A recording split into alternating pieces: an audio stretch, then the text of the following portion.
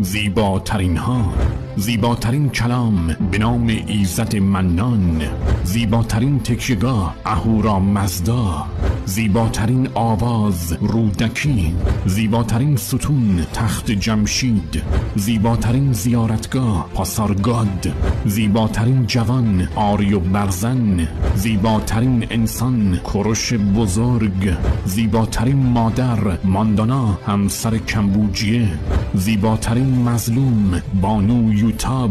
زیباترین شهید بابک خرمدین، زیباترین استاد پیروز نهاوندی، زیباترین سرباز آریو برزن، زیباترین شب سال شب یلدا، زیباترین سفر تخت جمشید، زیباترین محل تولد پاسارگاد، زیباترین کتاب شاهنامه، زیباترین روز سال نوروز،